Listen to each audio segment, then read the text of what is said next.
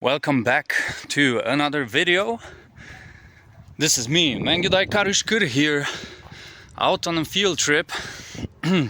And this time we are located in Slimnic, which is in German Stolzenburg, which roughly translates to, I'm going to coin this name right now, Proud Man's Castle. Yep, exactly, this is how we're going to call it, which is very funny. Yeah, we're gonna go on a field trip right now. There's also a horse, which is very cool, very symbolic. Hello horse, how are you? How are you today? I didn't bring my bow. It's not very quiet here in this village of Slimnic today. We are now located at the entrance, the old entrance, the medieval entrance, and this area of the castle here is also called a barbican. Yep, if you're thinking about the barbican of the sun in Age of Empires 4, this is a barbican. And what is a barbican, you may ask? No, it's not a landmark. It is actually the area prior to the entrance into the castle. And this particular barbican is actually demolished. It has collapsed during a fire during the 19th century, if I remember correctly. And the barbican is the area in the castle before the entrance where besiegers would actually enter the castle, and they would be trapped inside this little area, and the defenders would be able to shoot with rocks, with bows, with arrows, with crossbows, with gunpowder. They would actually use this area to shoot at the besiegers. Right now we don't see much here. There isn't much going on here. You can see this area is actually huge. And this is the main gate. This has also collapsed. And yeah, the modern entrance is on the other side of the castle. We are now at the southern entrance. We're looking at the barbican. This has never been rebuilt, but it really looks very interesting.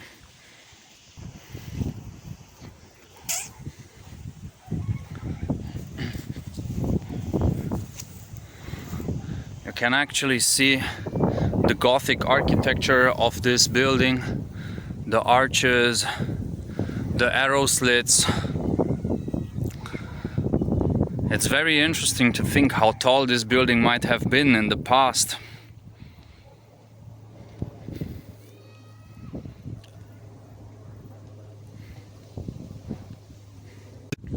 And of course, this video is still Mongols related, because this fortress, it was built by Saxons at the end of the 13th century, and it was built after the invasion of the Mongols in Transylvania.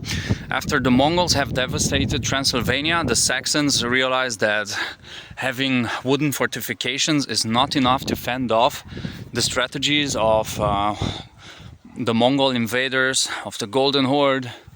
So they started building stone fortifications, and initially most of the castles that you will see, they were built in the Gothic architecture. Here in Transylvania you will see a lot of Gothic architecture, and usually they started building castles around the main chapel, the main church, on the highest hill of a city, of a town or a village.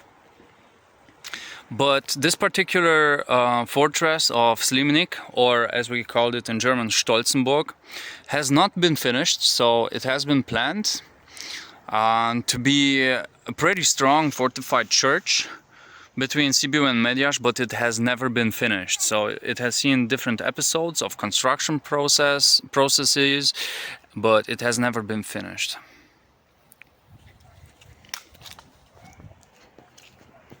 And here's the entrance.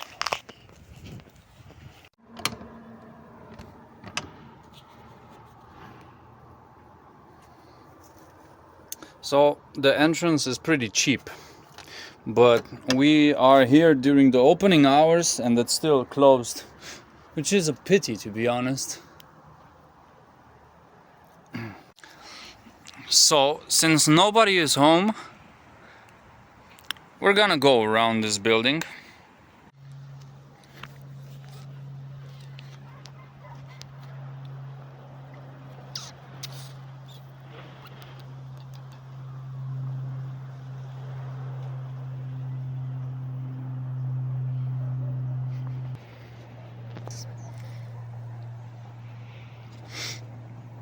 So let me walk you through the history of this place, because prior to visiting Slimnic I have already done a little bit of research. I actually wanted to climb this tower a little bit and show you the views from here. Also a very interesting thing that we can see here is this rock, which is most probably from a catapult or a trebuchet or a cannon. This might be either of these three weapons. So it can actually be a cannonball. It's very likely that this is a cannonball, which is very cool how it stands the test of time. And I do believe that rocks are very interesting, because when you find a rock in an unusual place like that, it really has a story to tell. So it's up to you to find out what kind of story it wants to say. Let's move on. So as you can see, this wall is pretty big, and this is the wall from the chapel. So like I said initially, these fortresses were chapels, either chapels or churches, and they started out as churches, as stone churches, and then the fortifications would be built around these chapels. As you can see, this is the southern side of the fortress, and then we have a tower to the southeast, and then to the west the walls continues in the northern direction.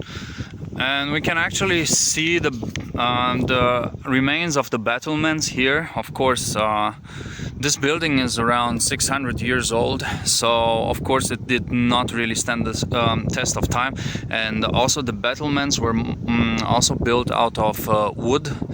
And another thing that I want to mention is that usually these rocks and the stones and the bricks that you see in this building have actually been used in the 19th century by peasants to build the cemetery walls of this village. So that's why you don't see the top layer of bricks in this building. Also, I just realized that this gate is facing exactly towards Mediaș, which means this is not the southern part of the wall. This is not the southern part of the castle. This is actually the northeastern part of the castle. That's the direction where Mediaș is. There are some dogs there, but I think there is a fence here, so we should not worry about them. And yeah, let's keep on going around. As you can also see, this fortress is pretty thick. So the fortress walls are very thick. They're 3.5 meters thick, and it looks really awesome on this eastern side of the building. By the way, I also had to write down some of the vocabulary for this, so don't judge me for not knowing every word. I'm actually practicing this. By the way, these areas, these openings above the windows, they are called machicolations, and these were the areas from where the defenders threw boiling water, boiling oil, from where they threw rocks onto the invaders, arrows, bolts, whatever they could find. I think they would even take the bricks and try to throw them onto the head of the invaders. Very interesting. And as you probably know, the Ottoman Empire had a very strong presence in this region in Transylvania, but also in the Balkans. They have not dominated the Balkans as much as they have. They have not dominated Transylvania as much as they have dominated other areas of the Balkans. This dog doesn't like my presence here. But another thing that is very interesting about this fortress is that it withheld an Ottoman attack during the 17th century. It was attacked by an Ottoman army, and it actually resisted. So the defenders managed to fend off the Ottoman attackers, the Ottoman invaders, which is very interesting. So I think this castle has seen some action around here, and I also wonder what kind of stuff is hidden here. We can still see some rocks at the foundation of this castle, and yeah, they're not very obvious. But I think there is more to what the eye meets, or how it says in English. There is more than meets the eye. Another rock, but this one has not been catapulted into the walls. Lots of arrow slits, very irregular, as you can see. By the way, the buttresses are these areas here that hold the structure of the castle. You can also see a crack there in that area. Very interesting. There is a pigeon on top of the castle. And that rock between those two elements of the walls, very interesting.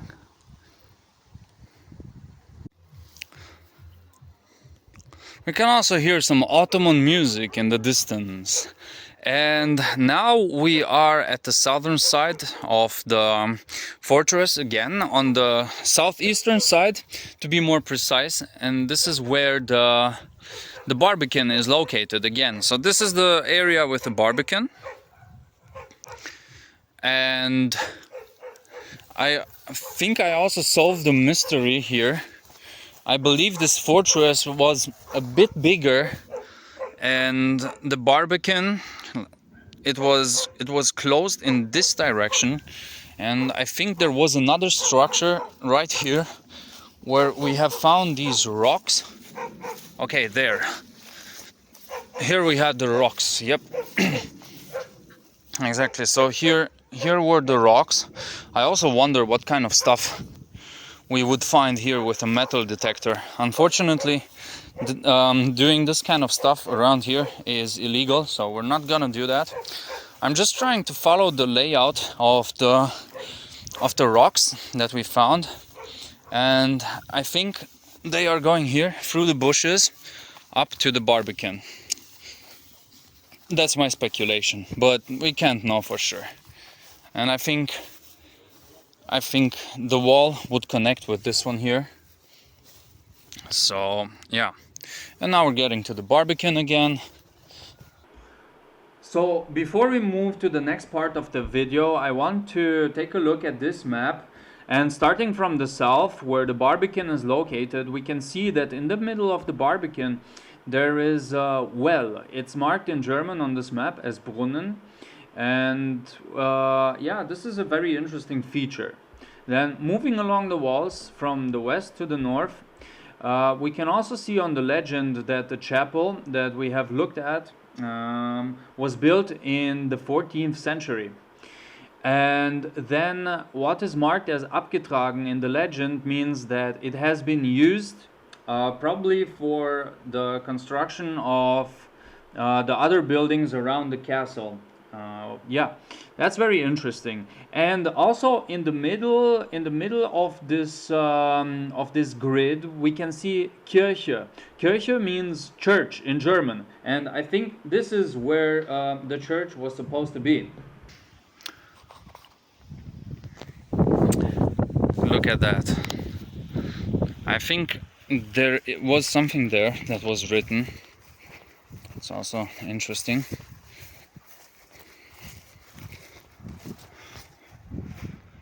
Yeah, something was written there, but I think the stone was removed, or the painting has been removed. Contintian or something. It's very hard to see. Okay, this was my second attempt, but unfortunately we didn't have luck with this fortress. Again, the machicolations, and we can see the Gothic structure of this castle. Let's go down this way, and like I said, this area has a very complex history, Transylvania. Again, this is the small tower. I think this was a defensive tower, a square-shaped tower, and behind it, then there we can see the chapel. Inside the chapel there is also a bell, which is something that we unfortunately didn't manage to see from here. I also want to show you the view, and I think I'm going to record on landscape from now on. Very nice castle, Slimnic, Stolzenburg. Very, very interesting. You can also see there is like a wooden element which is facing northwest. This bell tower is on 3 floors. I'm actually a bit worried about the structure of this fortress. It has been enforced after the Second World War, 1959, 1960. There are more cannonballs, and maybe these cannonballs were from the Ottoman era. Who knows? It's very interesting to think about it and to speculate. Unfortunately, there's also no info anywhere as to where these cannonballs come from. I think each of these castles, they all hold more mysteries than what meets the eye. So this is why I do think that I want to visit every castle.